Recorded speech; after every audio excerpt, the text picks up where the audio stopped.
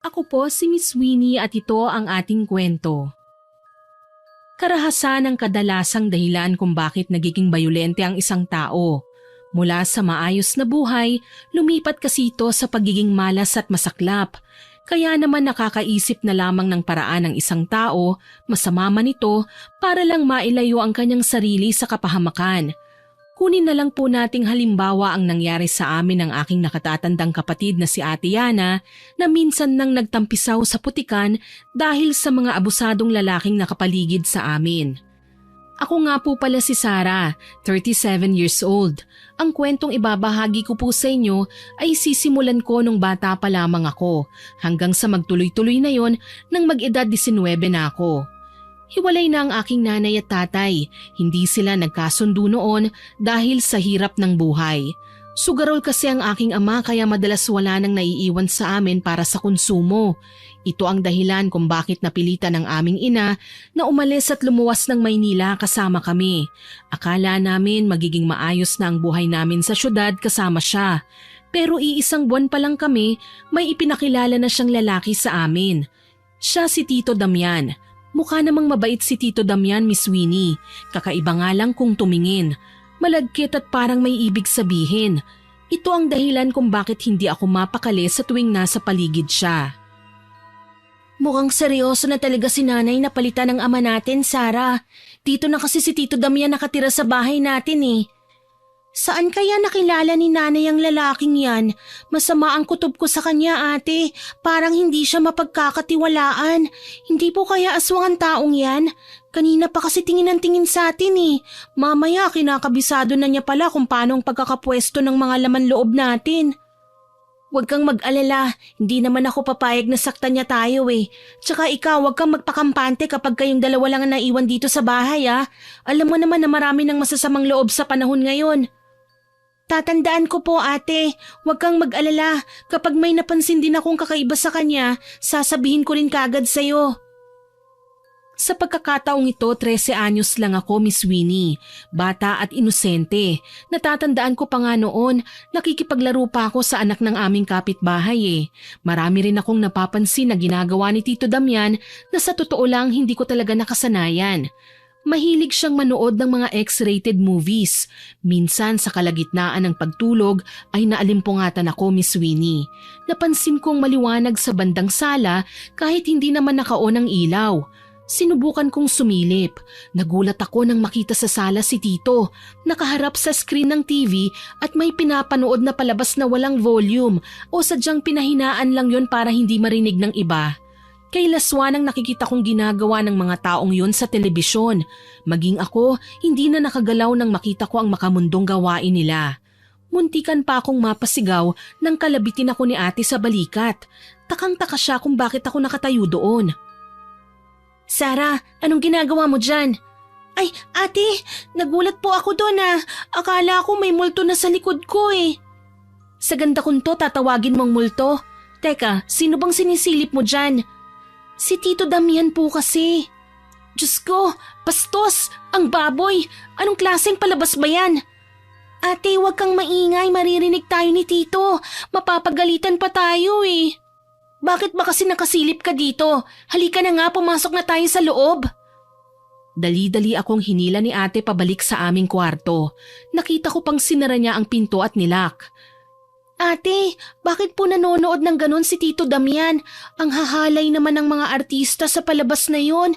Hindi na nahiyang ipakita pati mga kaluluwa nila. Hindi ko alam eh, pero wag mo nang isipin yon. Kalimutan na natin ha? Sabihin kaya natin kay nanay ang ginagawa niya. Huwag kang mag-alala, bukas na bukas sasabihin natin kay inay. Kinabukasan nga, naikwento namin ni ate ang nakita namin kay nanay. Sa labis naming pagtataka, tumawa lang ang aming ina.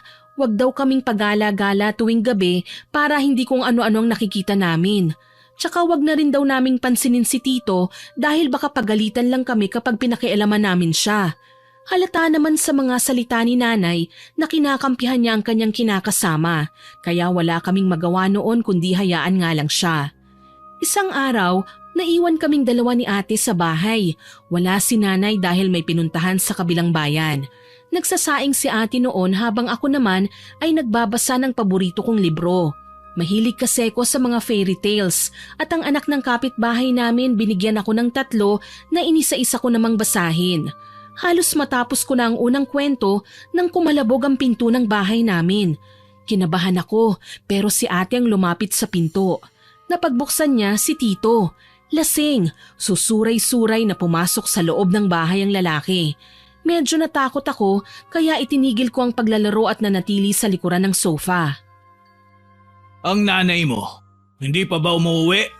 Hindi pa po, Tito. Baka raw po umagahin siya. Ang kapatid mo?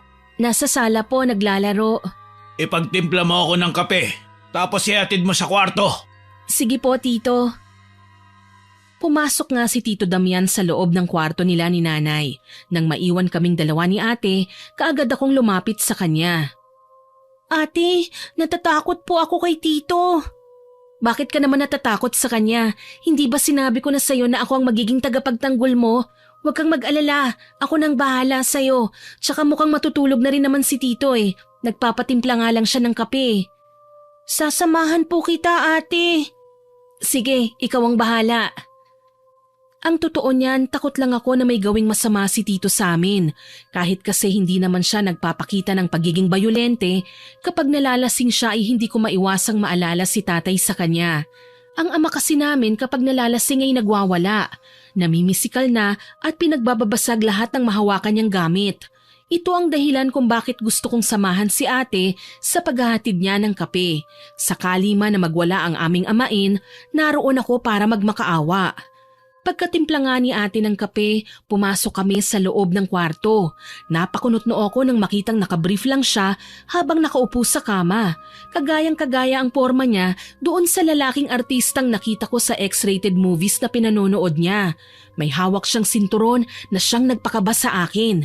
Ganun kasi ang ginagamit ni tatay na pamalo sa amin noon. Pero iba si Tito, nakangisi siya sa amin. Ang lagkit pa ng titig niya sa ate ko na kahit naka-jogging pants ay makurba naman ang katawan. Pinasadahan niya si ate ng tingin, mula ulo hanggang paa. Pero pansin ko, mas matagal ang pagtitig niya sa puwetan ng kapatid ko. Tila hindi naman yun ininda ni ate, basta ilalapag lang niya ang tasa sa mesita nang magsalita siya. Heto na po ang kape niyo, Tito. Pakiabot na lang sa akin, Yana. Opo. Ngayon ko lang napansin. Maganda ka, Yana. Saka, sexy ka din pala. Lalabas na po kami. Teka, ba't kayo aalis? Hindi naman ako mangangagat eh. Gusto ko lang ng kausap. Marami pa po kasi kaming gagawin eh. Pwede niyo naman pong kausapin si nanay pagdating niya. Halika na, Sarah. Opo, ate. Hindi na hinintay ni ate na sumagot si Tito. Kaagad na niya akong hinila palabas ng kwarto. Nagtago kami sa aming kwarto ng gabing yon. Hindi na kami naghapunan sa takot na baka kung ano pa ang gawin ni Tito. Pinaka tumatak lang kasi sa akin ay ang hawak niyang pamalo. Kinaumagahan paggising ko ay wala si ate sa kama. Bumaba ako at nagtungo sa kusina. Una kong nakita si Tito na may sinisilip sa dingding ng banyo. Dahil nagtataka ako, kaagad ko siyang tinawag. Tito, ano pong ginagawa niya dyan? Uy, ikaw pala, Sarah. Teka, mag-almusal na tayo. Heto. Bili mo muna ako ng pandesal sa labas. Samahan mo na din ng puto maya. Opo, Tito. Yun lang po bang ipabibili nyo? Samahan mo na rin ng 3-in-1 na kape. Tapos kung gusto mo, yung energy drink, bumili ka na rin. Sa'yo na ang sukle, ha? Talaga po? Oo naman. Bilhin mo ang gusto mo. Kung pwede nga tagalan mo pang bumili, ha? Nang mga sandaling yun, mabilis akong nagtatakbo sa labas. Nawala sa aking isipan ang kung anumang sinisilip ni Tito. Mabait naman pala siya at galante eh. Ang alam ko lang, nasa may dingding pa rin siya nang dumating ako. Nagulat pa nga si Tito nang tawagin ko siya tsaka ko sinabing narito nang pinabibili niya. Lumapit siya sa mesa at hinalungkat ang laman ng supot. Kakamot-kamot siya ng ulo para bang may pinanghihinayangan. Ako naman dala ng kuryosidad, napasilip din sa butas ng dingding na pinagkakaabalahan niya kanina. Nakita ko si Ate Yana sa loob, abala sa pagtatapis ng kanyang katawan. Mukhang magbibihis na. Umalis ako sa pagkakasilip sa butas at napaisip. Ilang sandali pa, lumabas naman si Ate Yana sa banyo. Nakapadyama siya at simpleng t-shirt na kulay blue. Ate, nasa loob ka po pala? Oo, naliligo ako. Bakit? Para po kasing may sinisilip si Tito sa dingding kanina eh. Abot ko naman yung butas kaya sinilip ko. Nakita po kita. Namutla si ate sa sinabi kong yon. Kaagad na napayakap sa sarili. Sumama ang kanyang tingin kay Tito pero nang tanungin ko naman siya kung may problema ba, ilinglang ang sinagot niya sa akin. Mula noon napapansin kong madalas nang umiiwas si ate kay Tito.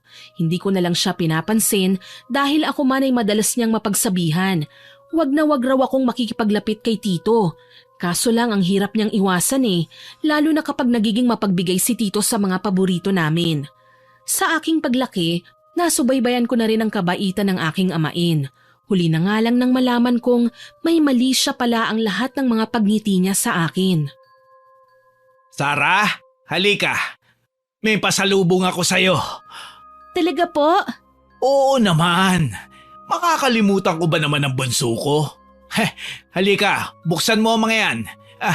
May pasalubong din ako para sa ate mo. Ang bait niyo naman. Siyempre, tatay mo ko, di ba? Opo, mula ngayon ako na ang magiging anak niyo. Iyan ang gusto ko sa'yo. Masunurin at mabait kang bata. Halika, kandong ka dito kay Tito. Dito na lang po ako, Tito. Sus, halika na.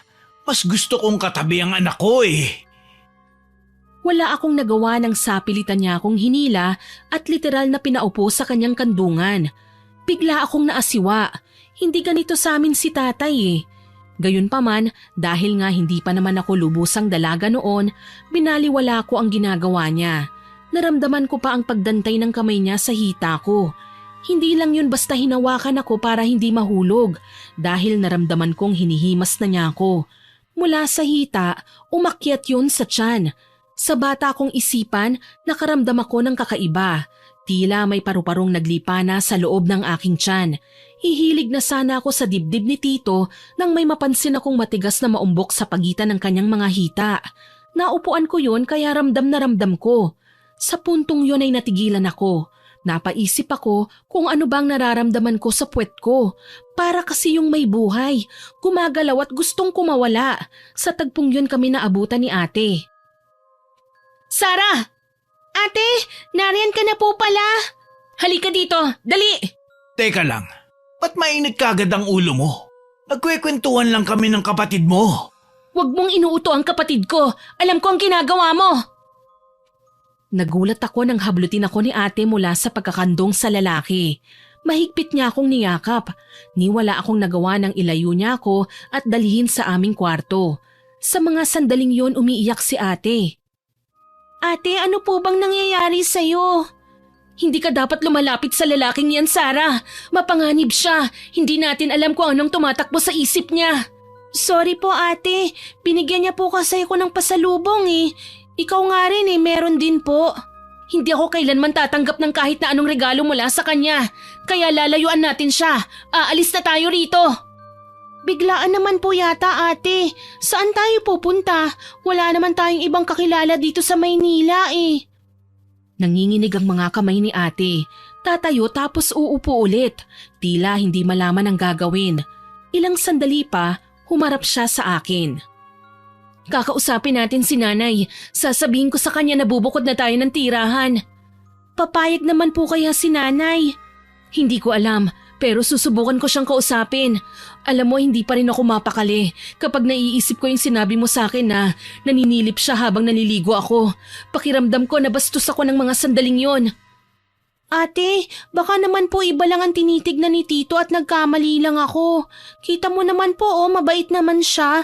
Palagi naman niya tayong inaabutan ng pera. Tapos kapag naiiwan siya dito kasama natin, lalo na kapag umalis si nanay, wala naman siyang ginagawang masama. Natutulog lang siya sa kwarto nila. Sana nga mali ang hinala ko, Sarah. Alam mo naman na nadala na tayo kay tatay at sa mainitin niyang ulo. Ayokong maabuso na naman tayo. Mabuti na lang na kumbinsi ko si ate na wag nang umalis. Hindi rin naman kasi namin alam kung ano ang sasabihin namin kay nanay kapag ginawa namin yon. Lalong hindi pa namin alam ang magiging reaksyon ni nanay kapag sinumbong ni ate na nasilipan siya sa banyo. Parang napakababaw lang ng rason na aalis kami kasi kakaiba tumingin sa amin si Tito. Nagpapasalamat nga kami dahil palagi siyang nag-aabot ng pera sa amin. Hindi niya kami ginugutom. Hindi rin siya kagaya ni tatay na palagi kaming sinasaktan. Ni hindi namin siya kailanman narinig na suminghal o nagwala sa loob ng aming bahay. Baka lang kasi ganun talaga ang ugali ni Tito. Likas na maladkit talagang tumitig. Medyo malandi pero siguro hanggang dun lang yun. Dumaan ang mga araw, mas naging malapit kami ni Tito. Palagi siyang malambing sa akin, Miss Winnie. Marami siyang binibigay sa aming magkapatid kaya pati si nanay natutuwa na sa closeness namin ng aking amain. Pero iba si ate, palagi siyang nagdadabog, palaging galit. Masama ang tingin niya kay Tito.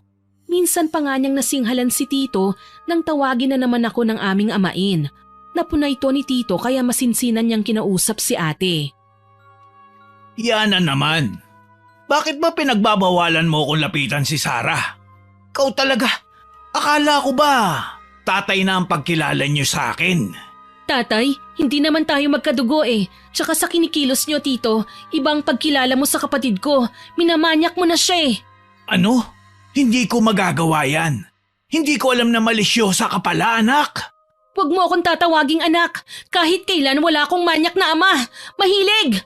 Teka, anong sinabi mo? Ako? Manyakis?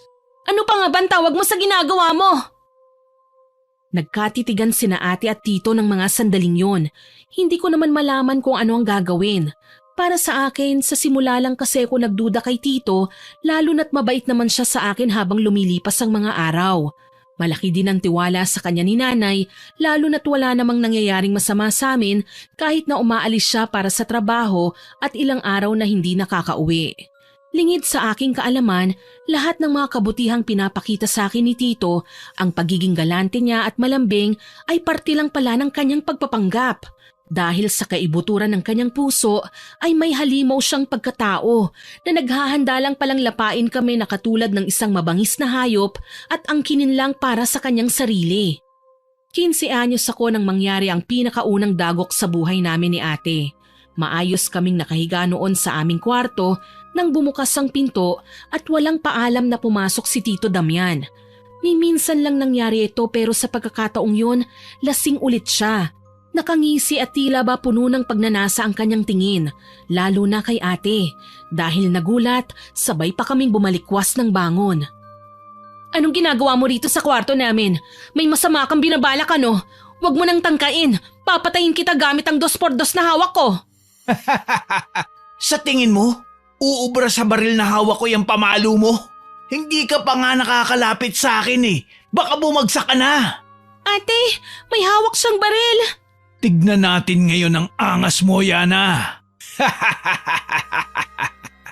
Hayop ka? Magaling ka lang magpanggap. Kami lang naman ang nakakaya mong ganyanin eh. Bakit? Ano bang ginawa ko sa inyo? Ang bait ko nga, hindi ba? Ikaw nga lang tong masungit sa akin eh. Gusto ko lang naman maging malapit sa inyo. Tama ka naman. Gusto mong maging malapit sa amin dahil hindi ka kontento sa nanay namin. Akala mo ba magandang ehemplo ka sa amin? Nanonood ka ng X-rated movies. Binobosohan mo ako sa banyo. Ano naman ang susunod mong gagawin? Makikitulog ka sa kwarto namin? Talagang gusto mo akong subukan ha? Sutil ka. Matapang ka. Ngayon, titignan natin kung makakapagmalaki ka pa sa akin. Napasigaw kaming dalawa ni ate nang ikasa niya sabay tutok sa amin ng baril. Hintakot akong umiiyak at nagmamakaawa nang makitang ngingisi-ngisi si Tito Damian na animoy may masamang binabalak. Mahigpit naman ang pagkakahawak ni ate sa 2x2 at desididong patulan sa bugbugan si Tito sakali mang lumapit siya ng puwersahan sa amin. Umatras kami hanggang sa mapasandal na kami sa dingding.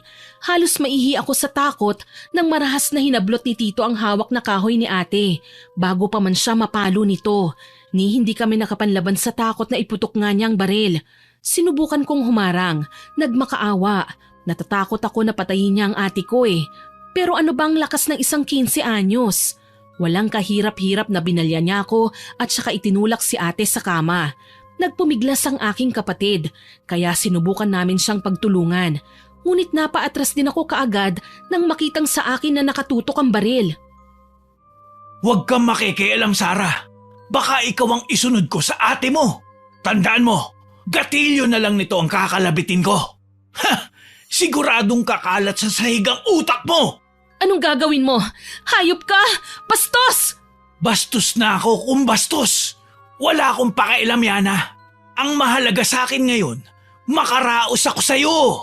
Walang yaka! Napakababoy mo! Huwag ka na kasing manlaban.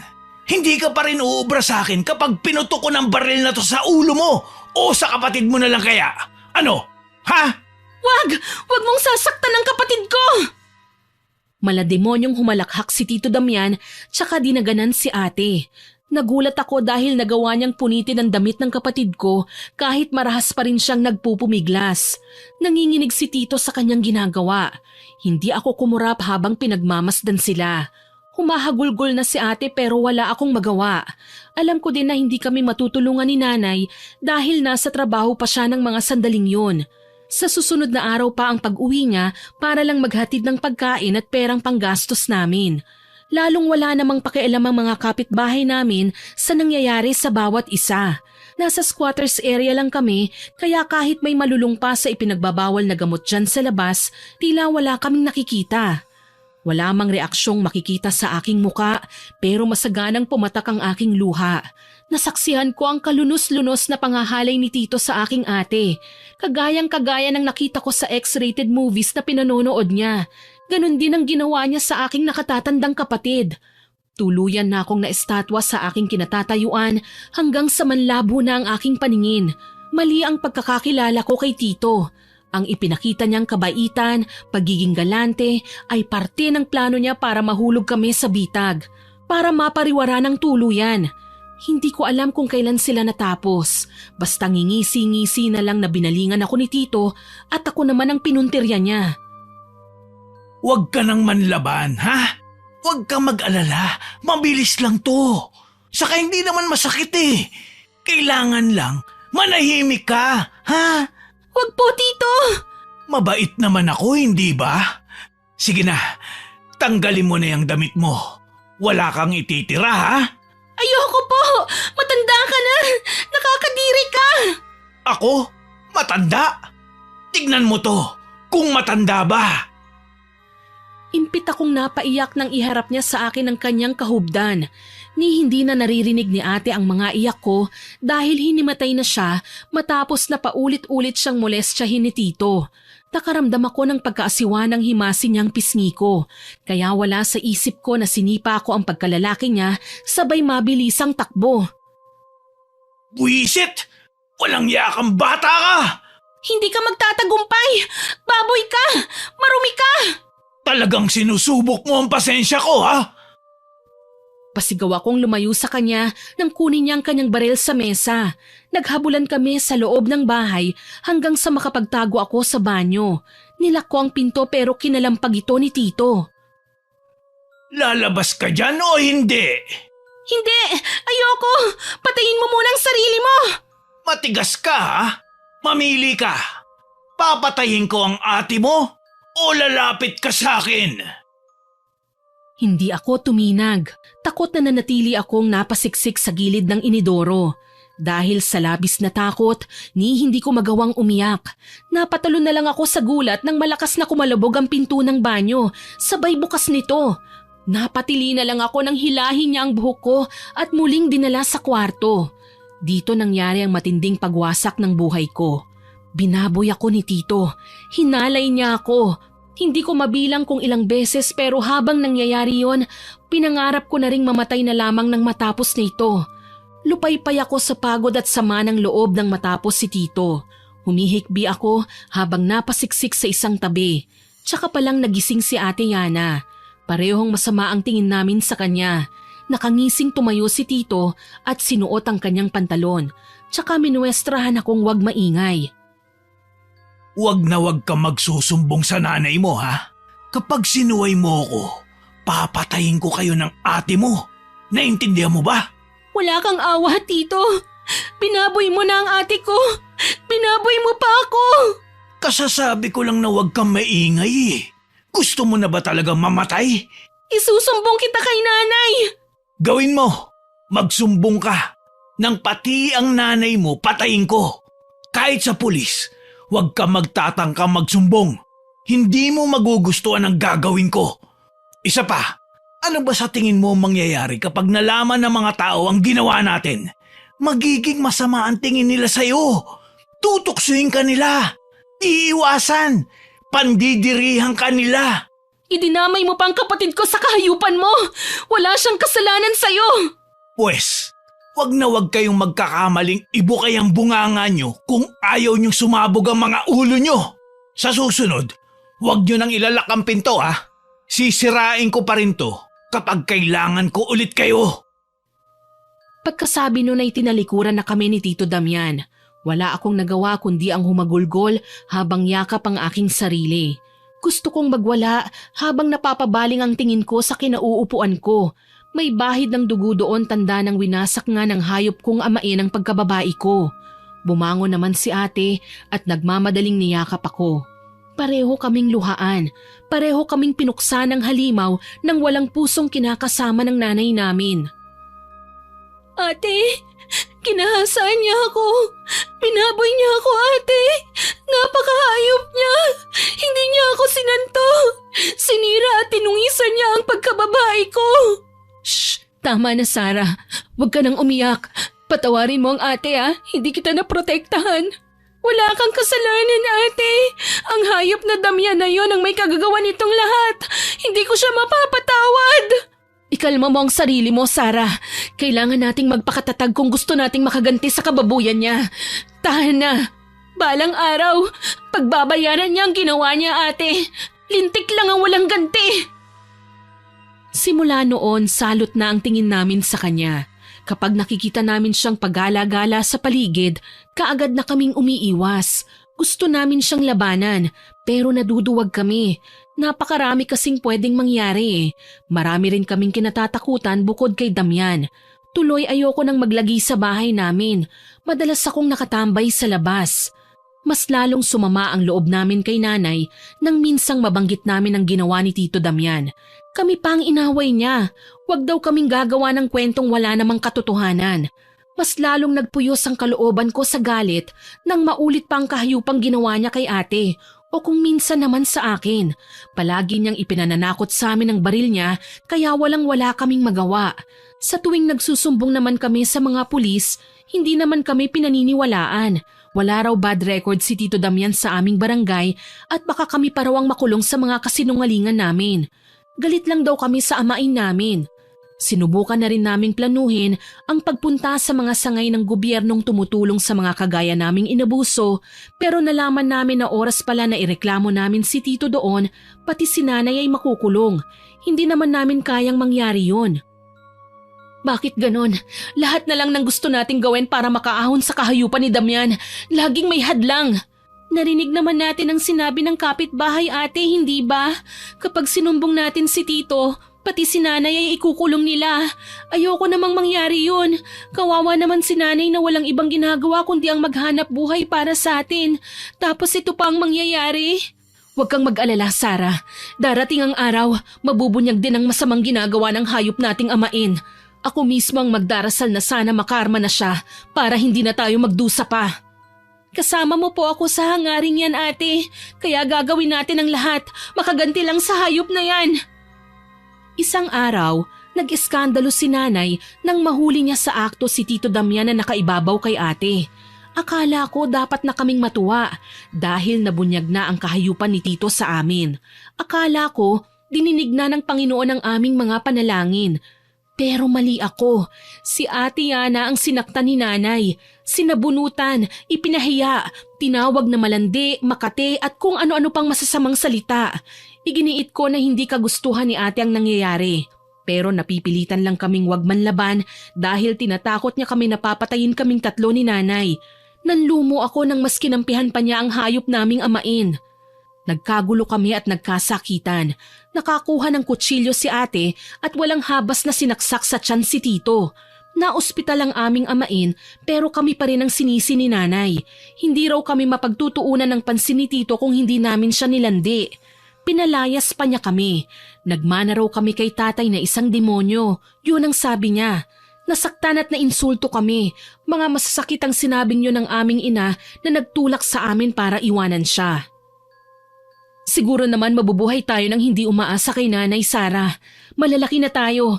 Kaya na nating layuan ang impyernong bahay na ito. Tiniis ko ang hirap at kababuyan ng amain natin dahil naghahanap ako ng tiyempo na maisama natin si Nanay sa ating pag-alis. Pero siya pa pala ang magiging dahilan kung bakit kailangan nating magkawatak-watak. Huwag mo akong iiwan dito, ate. Ayokong manatili rito. Talaga namang hindi kita iiwan, Sara. Tayo na lang ang magkakampi sa mundo. Kaya huwag kang mag-alala. Simula ngayon, ako nang bahala sa'yo. Wala na tayong maaasahan pa kundi ang isa't isa. Ako din po, ate. Wala na akong ibang susundin kundi ikaw lang. Hindi ko hahayaang magkahiwalay pa tayo. Wala na tayong kinabukasan, Sara. Wala nang patutunguhan ang buhay ko. Pero para sa'yo, nakahanda akong magsakripisyo. Nakahanda akong ibuwis ang buhay ko. Ate, hindi mo po kailangang ibuwis ang buhay mo. Magtutulungan tayo. Tayong dalawa na lang ang magkakampi. Basta, tatandaan mo tong sasabihin ko ha. Wag na wag mong ibibigay ang pagkababae mo sa mga baboy na lalaki. Ilaan mo ito sa tunay mong mahal. Yung nakahanda kang irespeto at mamahalin ka ng walang hinihinging kapalit. Kahit na may nangyari pa sa'yong masama. Dahil sa kanyang sinabi, napayakap ako kay ate. Alam ko na simula sa araw na ito, magiging maayos din sa amin ang lahat. Sa kabila ng mga nangyari sa kanya, pinili pa rin niyang lumaban para sa akin. Nagawa din naming umalis sa bahay at hindi na kami nagpaalam pa kay nanay. Tuluyan na kaming nawalan ng respeto sa kanya matapos niyang ipamukha sa amin na mas kinakampihan niya ang hayop naming amain. Simula noon nagbago ang buhay namin. Walang nanay, walang amain. Tanging kaming dalawa lang ni ate. Kaso lang hindi na talaga naging maayos ang pananaw niya noon sa mga bagay-bagay. Ginamit niya ang masaklap na karanasan para magkapera. Namasukan siyang GRO sa isang club sa Ermita. Hindi ko siya magawang husgahan, Miss Winnie. Dahil sa nangyari, hindi nakapagtapos ng pag-aaral si ate. Mas pinili na lang niyang buhayin ako habang nagtatrabaho siya sa bar. Huwag kang mag-alala, Sara. Gagawin ko ang lahat makapagtapos ka lang. Kaya mag-aaral kang mabuti, ha? Pangako po, ate. Gagawin ko po ang lahat. Makatulong lang ako sa'yo habang nag-aaral ako. Tayo na lang ang magkakampi. Kaya sana ingatan mo ang sarili mo habang abala ako sa aking trabaho, ha? Opo naman, ate. Ako pa ba? Huwag kang mag-alala pagkatapos ng mga nangyari sa atin. Nadala na ako. Hindi na ako basta-basta magtitiwala sa mga taong hindi natin kaano-ano. O kahit sa mga taong nakipagkilala man sa atin at nagpakita ng kabutihan pero may motibo pala. Muli, nagyakapan kami ni ate. Wala na kaming ibang aasahan kaya kailangan namin tatagan ang aming mga sarili. Tutal kami rin naman ang makikinabang nito balang araw. Nagsumikap ako sa pag-aaral. Habang ginagawa ko yun ay tumutulong din ako sa mga panggastos namin sa bahay. Nag-aaral ako at nagdadala rin sa universidad ng mga panindang bags, mga damit at kung minsan lutong ulam o di kaya ay kakanin. 19 years old na ako ng mga panahong ito. Kahit papaano, unti-unti na naming nakakalimutan ang nangyari. Hindi pa man literal na nakapag-move on pero hindi na ako madalas bangungutin. Yun nga lang naging mailap ako sa mga lalaki. Hindi ako gaanong nakikipag-usap sa kanila. Kahit sa mga kaklase ko, hindi man sinasadyang dumantay ang katawan nila sa balat ko ay biglang napapasinghap na ako. Nariyan pa rin ang takot na kung sakaling makipaglapit ako sa kanila, posibleng mangyari ulit ang kasawi ang dinanas ko. O bunso, kumusta ka na sa eskwela? Ayos lang po ako, ate. Mababait naman ang mga professors ko. Tsaka naiintindihan ko naman ang mga lesson namin. Basta mag-aaral kang mabuti, ha? Balita ko, hinahanap raw tayo ng gagong damyan na yon. Si nanay naman, gusto tayong sampahan ng kaso. Sabi nung tsismosa nating kapitbahay, madalas mag-away daw si Damian at nanay. Naubos pala ang ipon nila sa pagpapagamot sa ospital. Ngayon gustong makabawi ng malamang may trabaho na ako. Kakasuhan daw tayo para mabawi nila ang ginastos sa ospital. Ilang taon na ang lumipas. Grabe pala yung bilib ni nanay dyan sa kinakasama niya, no? Kahit pinuwersa pa tayo at inabuso, tayo pa ang masama. Mas pinahalagahan pa niya ang halimaw na lalaking yun. Hayaan mo na, Makakabawi din naman tayo sa kanila eh. Ako mismo ang magpapakulong sa hayop na Damian na yon. Hindi ako nakapagsalita kagad sa sinabi ni ate. Oo nga at matagal na naming pinangarap na makaganti kay Damian dahil hindi naman siya karespe-respeto. Pero maingay na kaso ang panggagahasa sa aming lipunan. Kapag nagsampa kami ng kaso, mabibilad kami sa kahihiyan. Kapag nasa harapan na ng husgado, obligado kaming ikwento ang detalyadong ginawa sa amin ng hayop na lalaking yon. Iniisip ko pa lang, hindi ko na maatim na makita ang sarili kong nasa witness stand at ibinabahagi ang napakababoy na karanasan ko. Nahihiya ako at parang napaka-traumatic nito para sa akin at baka ito rin ang maging dahilan para tumigil ako sa pag-aaral. Napansin ni ate ang pananahimik ko. Sara, ayos ka lang ba? Ayos lang po ako ate, pero hindi ko po alam kung may sapat ba akong lakas para harapin si Damian eh. Natatakot ako at nahihiya. Ayokong malaman ng mga kaklase ko na hinalay ako ate. Paano kapag hinusgahan nila ako, pinandirihan, layuan? Ayokong maging apelyido ko ang eskandalong kinasangkutan natin. Baka magpakamatay na lang ako. Sa sinambit kong yon, napaiyak si ate. Humingi siya ng paumanhin. Nakalimutan niyang kahit sanay na siyang ibilad ang sarili sa kahihiyan, matawag na pokpok dahil sa uri ng trabaho niya, narito pa rin ako na kailangan niyang ingatan. Masakit po kasi sa party ko, Miss Winnie. Aminin man natin o hindi, masyado nang mapanghusga ang lipunan natin. Kahit sino pa ang inapi, siya pa ang pinagtutulungan. Para bang wala tayong karapatang ipagtanggol ang ating sarili. Kaya minsan, mas maigi pang manahimik na lamang. Hindi na nga itinuloy ni ate ang pagsampa ng kaso. Alam kong ginawa niya yon dahil sa akin. Kahit papaano, ligtas pa ang sekreto namin. Hanggang sa isang araw, natunto ni Damian ang tinitirhan naming bahay. Galit niya kaming sinugod at nagsama pa siya ng ilang kalalakihan. Sinira niya ang pinto kaya siya nakapasok. Mga anak! Miss na kayo ni tatay! Hayop ka, Damian! Nakuha mo pa talaga magpakita rito? Nagsama ka pa ng mga daga. Ganyan ka na ba kaduwag? Babae lang kami pero hindi mo kaya? Cool ka lang, Yana. Ang mga lalaking kasama ko, gusto kang tikman ng libre. Balita ko, pokpok ka na raw. Kaya wala ka ng karapatang magmalinis. Mas marumi ka pa sa putik! Gago ka! Ikaw ang naglagay sa akin sa putikan! Ikaw ang hayop! Umalis na kayo kung ayaw niyong tumawag ako ng pulis! Ate, ano pong gagawin natin? Natatakot ako. Baka patayin na niya tayo. Shh! Huwag kang matakot. Hindi niya tayo masasaktan. Kailangan nating tumakas ha. Lilibangin ko lang sila. Tapos ikaw, mauna ka nang tumalon sa bintana. Sa likod bahay ka dumaan. Hindi nila maiisip na makakababa ka ron. Pero ate, paano ka? Huwag mo akong alalahanin. Basta palagi mong tatandaan. Mahal na mahal kita. Lumayo ka kay Damian. Hindi na ako nakaangal nang isukbit na ni ate ang bag na naglalaman ng perang naipon niya sa pagtatrabaho sa club. Aniya, dalhin ko raw yon para kung sakali man may panggastos ako. Umiiyak na lumabas ako sa aming bintana at patakbong lumayo sa bahay. Hindi ko na alam kung anong nangyayari sa loob pero naririnig ko ang sigaw ni ate. Nang mga sandaling yon, halos masiraan ako ng bait dahil hindi ko alam kung saan ako pupunta. Sa ilalim ng bilog na buwan, naglakad ako ng naglakad. Wala akong pakialam kung mapagod man ako o kung mapalayo man ako sa bahay namin. Ang mahalaga, masunod ko ang bili ni ate. Lalayo ako kay Damian. Hindi ko tuloy napansin na nakarating na ako sa dalampasigan. Doon ako nanatili hanggang sa may natanaw akong batuhan. Sa tingin ko walang makakapansin sa akin kapag doon ako nagtago. Hindi pa man ako nakakapwesto, natalisod ako at nabagok ang ulo ko sa matigas na bagay. Hindi ko na namalayan ang mga nangyari nang magdilim ang aking paningin. Hanggang sa magising na lamang akong masakit ang aking ulo. Sa puko ito nang bumiling at mapagtantong nasa kubo ko. Taranta kagad akong bumangon. Diyos ko, nasan ako? O wag ka munang bumangon.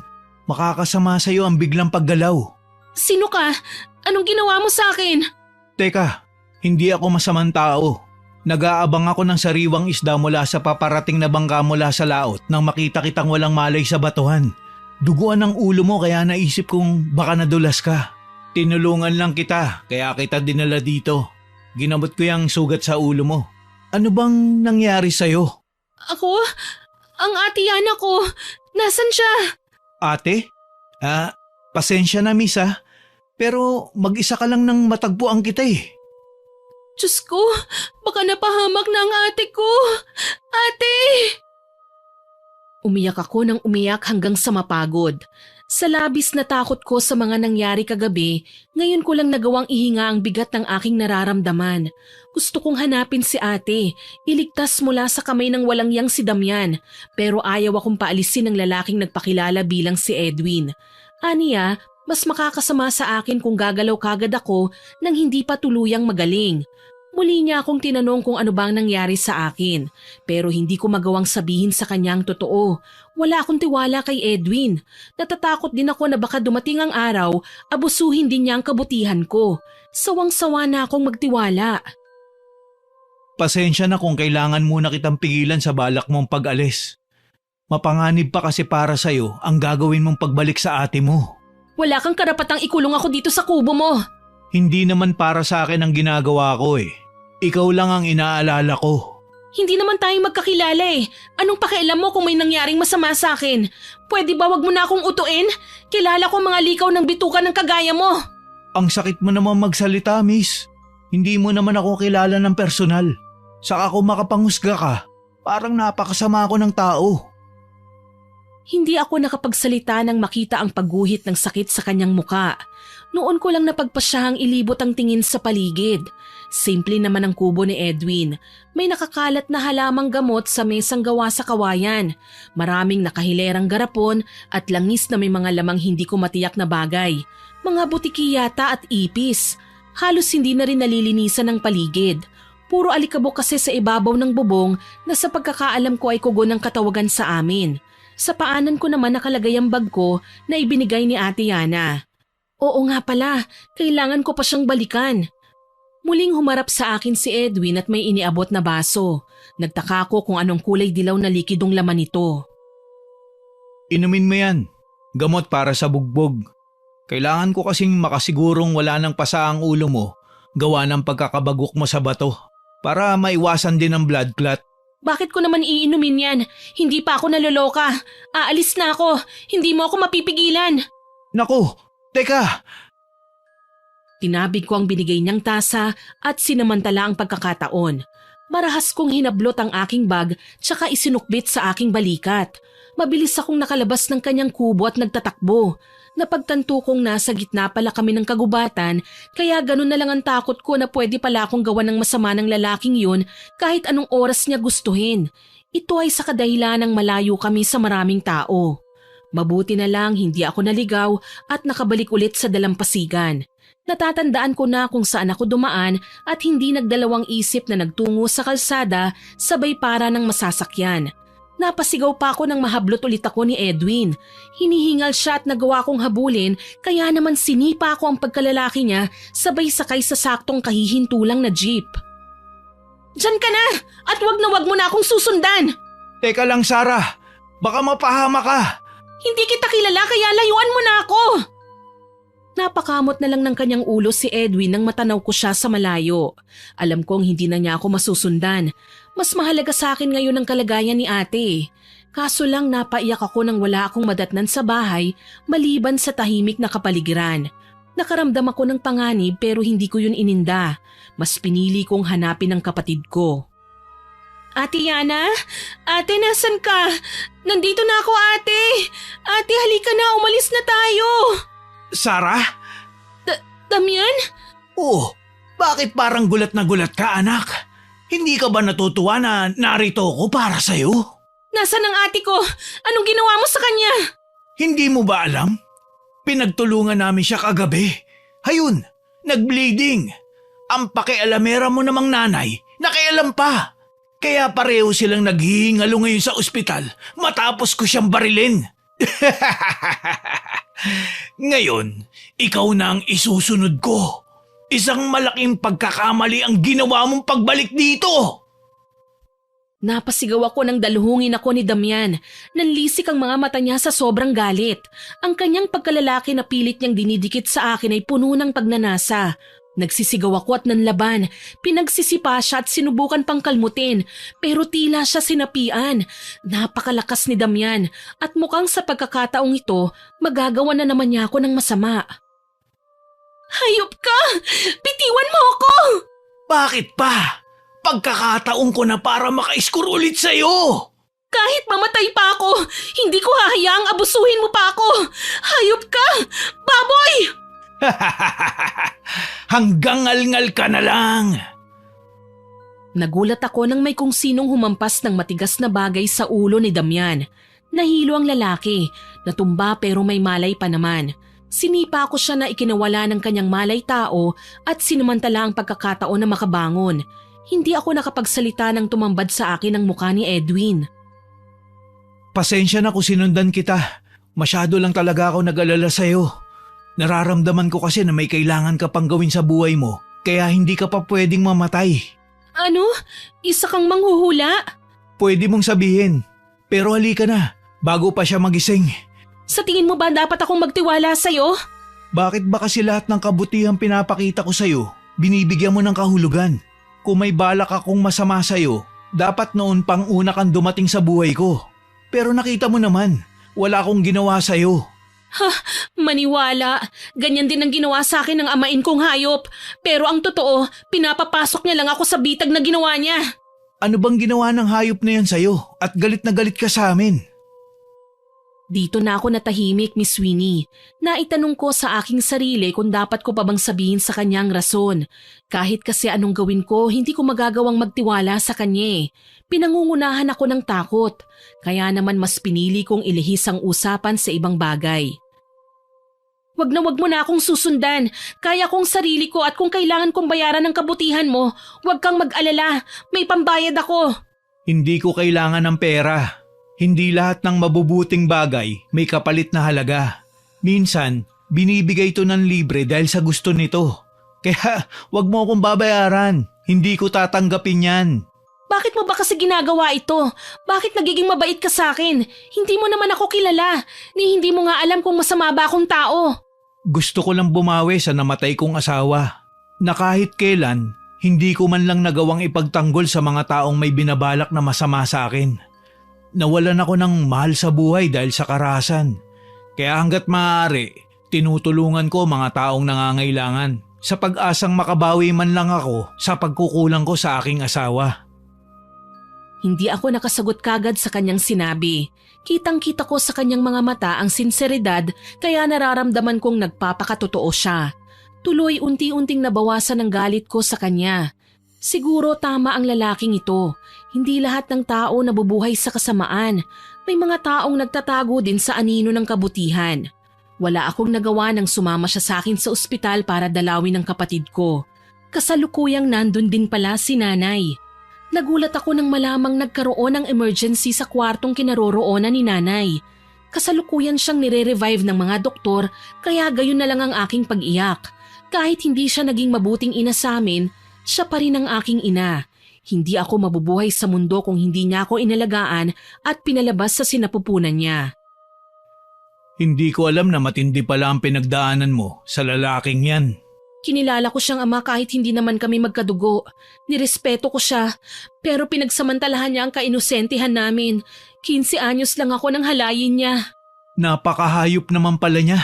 Wala siyang pinagkaiba sa mga lalaking gumahasa rin sa asawa ko. Hindi pa sila nakontento. Pinatay nila ang misis ko at itinapon sa bangketa. Kung ganun, pareho pala kaming biniktima ng mga hayop na lalaking ganon. Kailangan ko silang gantihan. Hindi ako papayag na basta na lang silang mabuhay at pagala-gala habang inabuso nila kaming mga kababaihan. Huwag kang mag-alala. Tutulungan kita. Sa pamamagitan mo man lang, makaganti rin ako sa nangyari sa asawa ko. Hindi man sila ang eksaktong taong gumawa nun, pero magsisilbi silang aral sa mga kagaya nila. Sa paanong paraan mo ko tutulungan? Ano, magiging kriminal ka rin kagaya nila? Hindi bali na lang, ayoko madamay ka sa gulo ko. Ni hindi ko pa nga binibigay sa iyong pangalan ko, hindi ba? Bakit hindi natin itama ang lahat? Pagpakilala tayong dalawa sa isa't isa. Ako nga pala si Edwin, miss. Ikaw, anong pangalan mo? Sarah, ikinagagalak kitang makilala. Masaya din akong makilala ka. Oo nga pala, Kaya kitang tulungan kung gusto mong maghiganti sa amain mo. Sa paanong paraan, Edwin? Hindi naman lahat ng ganti pwedeng idaan sa pisikalan. Kaya kong gumamit ng mga bagay na may kinalaman sa itim na mahika, Sarah. Kaya nating gantihan ang amain mo kung isusumpa natin siya at babarangin. Barang? Sumpa? Anong klaseng nilalang ka, Edwin? Bakit alam mo ang tungkol sa mga bagay na yan? Mahabang kwento, pero natuto kong gumamit ng ganito dahil sa kagustuhan kong gumanti sa mga taong walang malasakit sa kapwa. Binarang ko sila. Kung ganun, may dugo kang mambabarang? Isa lang akong albularyo, pero may kakayahan akong baligtarin ang mahika na ginagamit ko para makapaminsala ng tao. Nahihirapan pa rin akong maniwala na sa lugar at panahon natin ngayon may mga mambabarang pa rin pala. Bakit hindi mo kukuhanan ng halimbawa? May mga ilan na rin ako napatay, Sarah. Huminga ako ng malalim sa sinabi sa akin ni Edwin. Muli nagdalawang isip na naman ako sa padalos-dalos kong desisyon. Paano kung pinasasakay na naman ako ni Edwin? Tapos may masama pala siyang binabalak sa akin. Hindi naman malayong mangyari yun, lalo na't may kaalaman siya sa itim na mahika. Paano kung mas masahol pa sa ginawa ni Damian ang pinaplano niya laban sa akin? Nababasa ko sa mga mata mo ang pagdududa, Sarah. Hindi naman kita masisisi. Pero isa lang ang may papangako ko sa'yo. Tutulungan kita. Salamat. Sige, dadalawin ko lang ang ate ko sa kwarto Tinalikuran ko na si Edwin at pinuntahan ang aking ate sa kwartong kinaroroonan niya. Nasa kama si ate at nakahiga. Gising na pero nakatitig lang sa kisame. May swerong nakakabit sa kanyang pulso. Kaagad na pumatak ang luha niya nang mapansin akong papalapit sa kanya. Ate Yana? Sarah, salamat at ligtas ka. Alam mo bang pinag-alala mo ako? Hindi ko alam kung anong nangyari sa'yo pagkatapos ng nangyari sa atin sa bahay nung gabing yun. Pasensya na po ate kung hindi ako nakabalik kagad. Pero huwag kang mag-alala. Narito na ako ate. Hindi na kita iiwan pa. Si Damian, dapat sa kanya makulong. Ate, ang mga kagaya ni Damian, hindi na dapat pang kinukulong. Kailangan na siyang mamatay. Salot siya sa buhay natin. Pati si nanay nilason niyang isipan. Binulag niya sa maling paniniwala. Nung gabing inatake ko ni Damian, kasama ang mga kinontrata niya para gahasain ako. Dumating si nanay. Masamang-masama ang tingin niya kay Damian. Humingi ako ng tulong sa kanya. Aniya masama raw siya. Dahil hindi man lang niya ako pinaniwalaan nung una. Hindi man lang niya naisip na biktima lang tayo ng kahayupan ni Damian.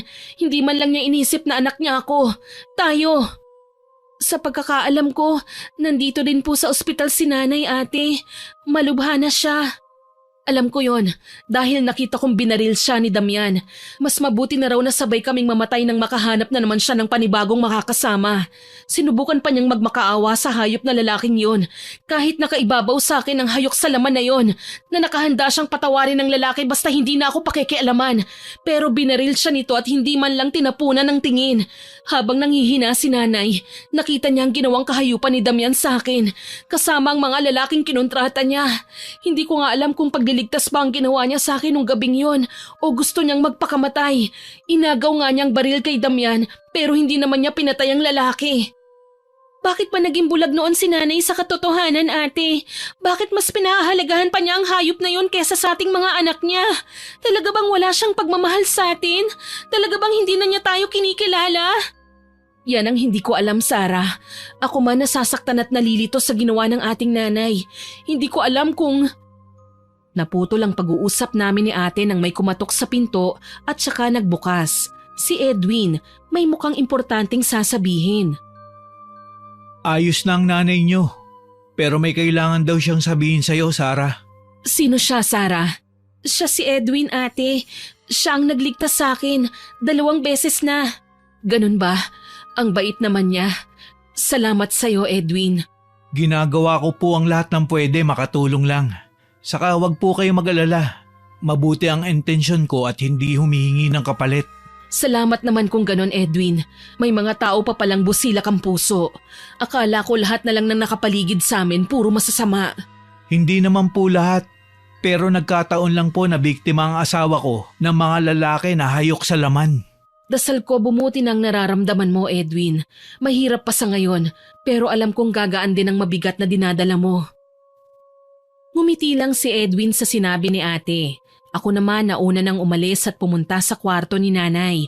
Nakita ko siyang nakahiga sa kama, namumutla na at nanghihina. Hindi ko alam kung ano ba dapat ang ipakita kong reaksyon sa muli naming pagkikita. Matutuwa ba ako? Magagalit? Magwawala? Nahinto ako sa pag-iisip nang makasunod sa akin si ate sakay ng isang wheelchair. Hawak niya ang poste ng dextrose na nakakabit sa kanyang katawan. Ate, bakit bumangon ka na? Hindi ba makakasama sa'yo ang ginagawa mo? Hayaan mo na lang ako, Sarah. Gusto ko rin namang marinig ang sasabihin ni nanay. Sige, mabuti pa nga. Pero sigurado ka ba na okay ka lang? Na walang masakit sa'yo? Sarah, hindi ako makakapunta rito kung hindi ako inalalayan ng nurse. Sige na, lapitan mo na si nanay. Dito lang ako at makikinig. Mas maigi ang hindi niya ako makita para masabi niya ang lahat ng gusto niyang sabihin. Tumalima na lang ako sa sinabi ni ate. Nanatili siya sa may pinto habang ako naman ay nagpatuloy sa paglapit kay nanay. Hindi niya nakikita si ate dahil natatakpan ang pwesto niya ng kurtina. Umiyak si nanay nang makalapit ako sa kanya. Humingi siya ng tawad, kay tagal daw niyang nabulag sa mga pagpapanggap ni Damian. Maging kami na kanyang sariling anak, itinaboy niya para sa hayop na lalaking mahal na mahal niya. Sumama pa ang tingin niya sa pag-aakalang ginusto lang daw namin ahasin ang kinakasama niya. Pagkakakong natawa, sa bata akong edad, paano ko magagawang mang-agaw ng asawa? Inamin sa akin ni nanay na nawalan siya ng amor sa amin nang magsimula na siyang magtrabaho. Habang tumatagal na minsan na lang siyang umuwi para magpakita sa amin ay lumalayo ang loob niya sa amin. Nagsisisi siya na nag-asawa siya ng maaga. Hindi raw niya naranasan ang mga masasayang bagay na dapat sana ay natikman niya noong kabataan niya. Naiinggit siya sa amin kaya ni hindi man lang daw niya naisip na nahihirapan pala kami sa tuwing wala siya sa bahay. Una kaming nagdusa sa kamay ng tunay naming ama na walang ibang ginawa kundi ang magsugal at ubusin ang aming pera. Ikalawa, kay Damian na nagpakita ng kabutihan sa una pero pagpapanggap lang pala ang lahat. Niloko siya ni Damian, pinaasa. Inamin pa sa akin ni nanay na kaya siya nagpunta sa bahay na tinutuluyan namin ay para sana ayusin ang relasyon naming mag-iina. Sa pagkakataong ito lumapit na sa amin si ate. Yan ang hirap sa inyo, inay eh. Ngayon ka pa talaga nagsisi kung kailan sira ng buhay namin, kung kailan hindi na kami makakabangon pa sa putikan. Ilang beses kaming nagsumbong sa'yo, ilang beses kaming nagrereklamo. Nasaktan ako noon nang sabihin mong nilandi ko ang asawa mo. Ate, tama na po at baka mabinat ka. Hindi, kailangan marinig ni nanay ang lahat ng sasabihin ko. Sa sobrang sama ng loob ko sa kanya, ni hindi ko pa nga alam kung kaya ko pa siyang patawarin eh. Alam ko naman po na nagkamali si inay ate, pero sana bigyan natin siya ng pagkakataon. Humihingi na nga siya ng kapatawaran eh. Huwag naman nating ipagdamot yun sa kanya. Umaasa pa kasi ko na mabubuo tayo ate, kahit na minsan na tayong nagkahiwa-hiwalay. Yung tayo lang, nangyari na ang bangungot sa buhay natin. Nangyari na ang masaklap na kapalaran pero hindi ibig sabihin nun mananatili na lang tayong ganito. Gusto ko ring magsimula tayo ng bagong buhay ate. Tayong tatlo, magkapatawaran na tayo. Kung ako lang inay, hindi kita kayang patawarin. Magulo pa ang isipan ko, kaya hindi niyo maririnig ang kasagutan ko ngayon. Aalis na ako, kailangan ko nang magpahinga. Hinaplos ng awa ang aking muka para kay ate. Totoo naman ang sinabi niya eh, naging masamang nanay sa amin ang aming ina. Kinapa ko ang aking damdamin. Masakit pa rin yun pero hindi naman ako ganon kasama para hindi pakinggan ang sinasabi ng nanay ko. Humingi naman siya ng paumanhin eh, kaya ipinaliwanag ko sa kanya na magpahinga na muna sa ngayon. Tutal naman magkakausap pa kami ulit oras na makalabas na silang dalawa sa ospital. Sa ngayon may mga bagay pa akong kailangan gawin para maisakatuparan ng paghihiganti. Nagpaalam ako kina ate at nanay na aalis na muna para magpunta sa bahay nila Edwin. Medyo kampante ng loob ko sa lalaki. Hindi na ako gaanong natatakot at naiilang sa kanya. Napatunayan ko na rin kasi na mabuti naman siyang tao. Yun nga lang, kailangan ko siyang kausapin tungkol sa binabalak naming paghihiganti sa taong nais kong pasakitan. Kung talagang may nalalaman ka tungkol sa pambabarang, tulungan mo ko, Edwin. Ang paraang ito lang ang kasagutan sa problema namin. Gusto kong gumanti sa hayop na damyan na yon. Hindi kita tatanggihan, Sarah. Gusto ko rin maipatikim sa damyan na yan ang lupit ng ganti ng mga api. Halika, ipapakita ko sa'yo kung paano. Ano ang mga yan? Ito ang mga librong kailangan nating gamitin sa paggawad ng sumpa. Nakasulat dito mga paraan at mga gamit na kailangan. Pero hindi ko maintindihan kung anong lengguwahe ang nariyan. Paano natin susundin ang mga instructions? Ako na ang gagawa doon. Ang kailangan mo lang, manatili sa isang tabi. Tumango ako at hinayaan si Edwin na isagawa ang orasyon.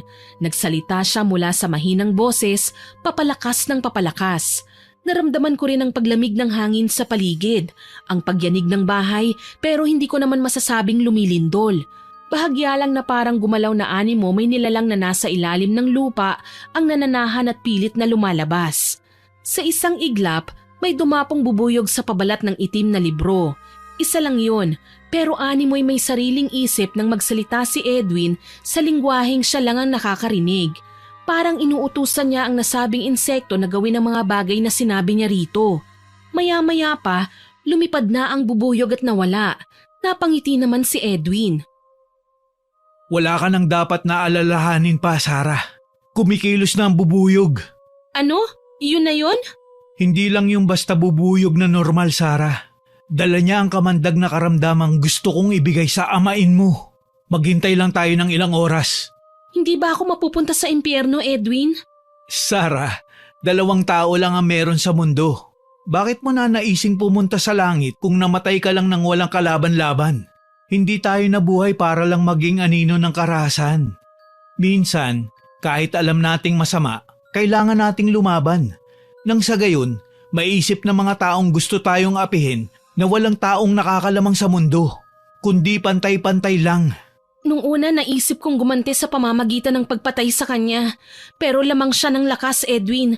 Babae lang ako at walang kalaban-laban. Huwag kang mag-alala. Hindi kita pababayaan. Napakabuti mo, Edwin. Hindi mo ako personal na kilala. Pero heto at tinutulungan mo ako na makaganti sa taong gustong manlamang sa pagkatao ko. Wala yun. Huwag mo nang isipin yun. Ang mahalaga, mahanap natin ang kapayapaan. Ngiti lang ang iginanti sa akin ni Edwin. Naging maayos naman ang sitwasyon namin ng mga sumunod na araw. Ramdam ko pa rin ang pag-iwas ni ate kay nanay pero hindi naman niya sinasagot-sagot. Nagpapasalamat na rin ako dahil kahit papaano may pag-asa pang magkaayos ang dalawa. Makalipas ang ilang mga araw, nabalitaan naming sumuko sa mga pulis si Damian. Para siyang nawawala sa sarili. Ang sabi nga ng mga nakakita, baka raw lulong sa pinagbabawal na gamot. Panay kasi ang dada nito tungkol sa naghahabol na bubuyog. Ang sabi pa niya pumasok raw sa katawan niya. Dahil sa aking nalaman, hindi ko maiwasang mapatanong kay Edwin tungkol sa ginawa namin noong mga nakaraang araw. Yung bubuyog na yun ba ang inutusan mong gumambala kay Damian? Hindi lang siya basta gagambalain nun. Literal na magkakaroon siya ng sakit. Anong klasing sakit? Sakit na hindi niya kayang ipagamot kahit saan man siya magtungo. Hindi gagaling si Damian hanggat hindi siya nagbabago. Mas lalala ang sitwasyon niya hanggang sa darating ang araw, maghingalo na lang siya. Sigurado ka? Oo naman. Ang sumpa na binigay ko sa kanya ay walang gamutan. Depende na lang yun kung magbabago na siya. At mapapagtanto niya ang pagkakamali niya kapag naging malala na ang kalagayan niya. Sa tingin mo ba makikita ko ang pagdurusa niya? Gusto kong makitang maging miserable siya, Edwin. Gusto ko siyang makitang magsisi at magmakaawa. Oo naman. Hindi ba't nasa kulungan siya ngayon? Halika, sasamahan kita sa kanya. Sumama nga ako kay Edwin nang magpunta kami sa presinto. Tumambad sa amin ang bugbog saradong si Damian. Bakas na sa kanyang muka ang pagkaputla. Gayunpaman, gusto kong manlumo. Hindi ko makita ang pagsisisi sa kanyang muka. Sa halip, ngumisi pa siya at pinagmasdan ako sa paraang nakakabastos na ng pagkatao. Aba! Tinalaw ako ng aking anak? Hindi mo ako anak! Hayop ka! Sa akala mo ba makakalabas ka pa dyan? Alam mo, Sarah, hindi ko pinagsisisihan ang mainit na gabi nating dalawa. Ako ang nakauna sa'yo. Ako din ang nakauna sa ate mo. Kita mo yun? Ako ang pinakaswerte sa lahat ng hayop sa mundo! Dapat ka nga mabulok dito. Baboy, sinira mo ang buhay ko. Ngayon buhay mo naman ang sisirain ko. Matapang ka na ngayon. Sinong pinagmamalaki mo? Ang lalaking to? Bakit? Natikman ka na rin ba niya? Hindi ako kagaya mo. Matanda na nga, hayok pa sa laman. Hindi niya ako pinagmamalaki. Pero ako magbibigay sa'yo ng karamdaman na hinding-hindi mo kailanman matatanggal sa katawan mo. Nakita kong napakuyom si Edwin ng kamao. Pero mas nagulat ako nang mamilipit sa sakit si Damian. Tila ba kinuyumos din siya ng malaking kamay kaya ani mo napiga ang katawan niya habang nakaupo sa tapat ng mesa namin. Anong ginawa mo sa akin? Bakit ako nagkakaganito? Baka sinisingil ka na ng karma. Sana pala ipinagdasal ko na ring lumoboy ang pagkalalaki mo nang hindi na makapaminsala ng iba. Alam ko may ginagawa kayo. Pagbabayaran niyo to. May kinalaman kayo sa bubuyog na pumasok sa katawan ko. Puisit! Tanggalin niyo to! Napaatras kami nang magwala si Damian. Mabuti na lang at mabilis na lumapit ang mga pulis at muli siyang pinusasan. Walang nagawa ang lalaki nang ibalik siya sa selda. Napaatras kami nang magwala si Damian. Mabuti na lang at mabilis na lumapit ang mga pulis at muli siyang pinusasan. Walang nagawa ang lalaki nang ibalik siya sa selda. Kami naman ni Edwin ay umalis na at nagtungo sa ospital. Ngayong araw ang labas ni ate sa pagamutan. Si nanay naman mahuhuli yata ng mga ilang araw. Medyo mahina pa kasi siya pero sa tingin ko magkakaayos na sila ni ate. Sa katunayan, naabutan namin sila ni Ate Yana na nag-uusap sa kwarto ni nanay. Nariyan ka na pala, Sarah. Oh, Edwin, tuloy ka. Salamat, Yana. Salamat nga pala ha. Kahit sa mga panahong wala ako sa tabi ni Sarah, ikaw ang naging gabay niya. Wala yun. Kahit sino namang nasa lugar ko, tutulong kapag may nakikitang nangangailangan. Isa yan sa hindi ako sigurado. Alam naman nating lahat na kukonti lang ang mga taong may mabubuting puso. Oo nga pala, balita ako. Nakakulong na si Damian. Sana talaga mabulok na siya sa kulungan. Huwag kang mag-alala ate, hindi lang siya mabubulok dahil ngayon pa lang naaagnas na siya. Isang ngiti ang pinakawalan ko na siguradong ikinalito ni ate. Gayunpaman wala na akong ibang sinabi sa kanya. Nagpatuloy kami ni Edwin sa pagmomonitor kay Damian. Dito ko napansin na literal na lumobo ang kanyang pagkalalaki. Halos sumayad na ito sa lupa at pabirong tinutusok-tusok ng mga kapwa niya preso. Naabutan pa nga namin sila na pinagtutulungan siyang gahasain Huli sa akto na umiiyak at nagmamakaawa sa mga kasamahan niya na itigil na ang kahalayang ginagawa nila. Nang mga sandaling yon, wala akong naramdamang awa, Miss Winnie. Tama lang kay Damian ang ginawa ni Edwin Ngayon siya naman ang nakatikim ng pait at sakit ng panghahalay na ginawa niya sa amin noon. Buti lang yon sa kanya. Patas na kami ngayon. Alam ko sa pagkakataong ito, mabibilad na siya sa kahihiyan. Binalingan ko si Edwin na noon ay nasa tabi ko. Nginitian ko siya. Tama lang na nagtiwala ako sa lalaking ito. Tama lang na makaramdam din ako ng pagmamahal sa kanya. Maraming salamat, Edwin. Binigyan mo ng hustisya ang nangyari sa amin. Sigurado ako, sa mga sandaling ito, mapapagtantunan ni Damian ang kasamaan na ginawa niya noon. Siguradong matutuwa si ate sa ibabalita ko. Ikaw, matutuwa ka kaya sa sasabihin ko? Ano naman yon? Sarah, mahal kita. Nakahanda akong tanggapin ka at ang iyong nakaraan. Ano? Sigurado ka? Marumi na ako, Edwin. Hindi ako karapat-dapat sa pagmamahal mo. Oo, at may nararamdaman din ako para sa'yo. Pero ayokong maging dahilan para masira din ang magandang pananaw mo sa buhay. Oras na husgahan ako ng mga tao. Bakit iniisip mo pa ang sasabihin nila? Wala silang magagawa kung ikaw ang mahal ko, Sarah. Hanggang panghusga lang naman sila Pero tayo, bubuo tayo ng pamilya natin. At titiyakin din natin na hindi nila mararanasan ang naranasan natin. Edwin? Anong masasabi mo, mahal ko? Mahal kita at pumapayag ako sa gusto mo. Bubuo tayo ng pamilya. Kalilimutan natin ang lahat ng masasamang nangyari sa buhay natin. Salamat, Sarah. Hindi mo lang alam kung gaano mo ako pinasaya. Isang mahigpit na yakap ang iginawad ni Edwin sa akin. Alam ko magiging maayos na ang buhay ko simula sa araw na yon. Hindi na nga nakalaya pa si Damian at mas lalo pang nagdusa nang magkasakit siya sa kulungan. Naratay siya sa kama at naging miserable. Huling balita namin sa kanya, nagkabutas-butas raw ang kanyang katawan at pumutok ang kanyang pagkalalaki na naging dahilan ng kamatayan niya. Ang nakakahindik pa, may naglabasan raw na napakaraming bubuyog sa nabutas na parte ng kanyang katawan kaya hinala ng mga kapwa preso niya, binarang ang lalaki ng isa sa kanyang mga nakaaway. Mas nakakahindik ang mga nasaksihan ng mga pulis nang ililibing na nila si Damian dahil kahit kamamatay lang at napaimbalsa mo na ay nilalabasan pa rin ng napakaraming uod ang kanyang tenga at ilong na tila ba matagal nang naninirahan ng mga yun doon. Hindi ko na ikinuwento pa kina ate at nanay ang tungkol sa pambabarang.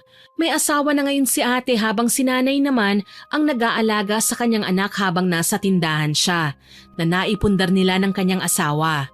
Wala naman akong balak na ipagsabi kahit kanino ang kakaibang kakayahan ng aking minamahal na si Edwin na sa awa ng Panginoon ay asawa ko na rin. Biniyayaan kami ng 3 anak at maayos naman ang aming kalagayan.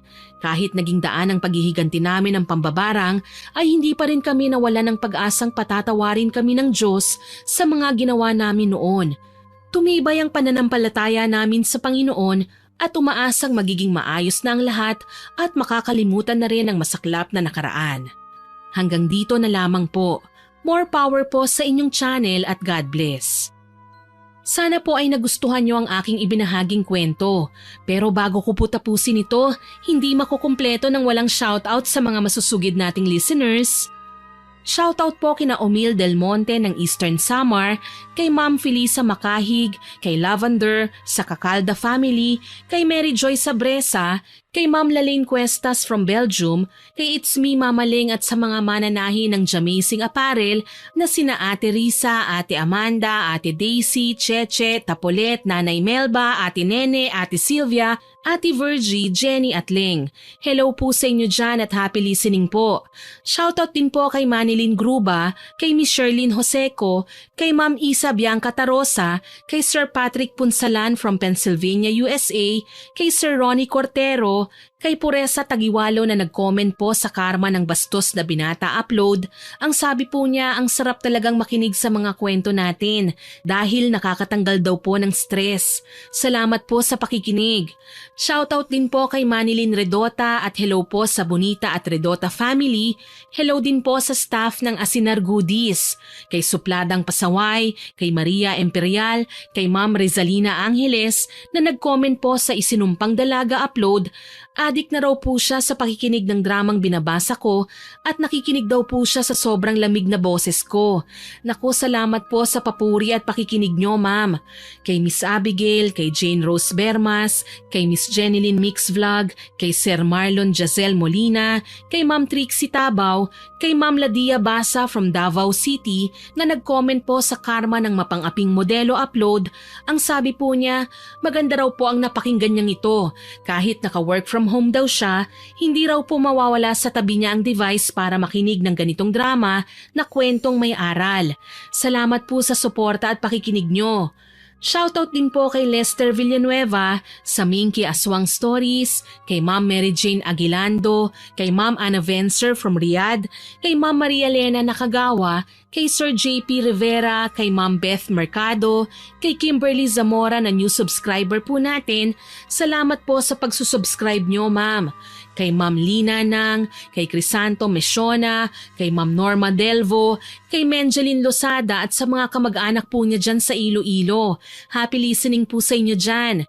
At syempre, hindi po mawawala ang mga regular listeners po natin, kaya shoutout po kina Ma'am Basanta Mila, kay Ma'am Emily Servano, kay Ma'am Alfreda Alano, Sir Francisco Neng, kay Sigbinan sa Sweden, kay Chris Gel Mamado, kay Ma'am Lydia Lopez, kay Ma'am Marites Nalika, kay Ma'am Elizabeth Pamintuan, kay Chef Lance at sa Safari Custom Collectibles at kay Ma'am Martina Angdasan. Salamat po sa inyong lahat na nag-comment at nakinig. Abangan niyo po sana ang mga susunod ko pang upload. Hanggang sa muli, ako po si Miss Winnie na nagpapasalamat sa inyong pakikinig.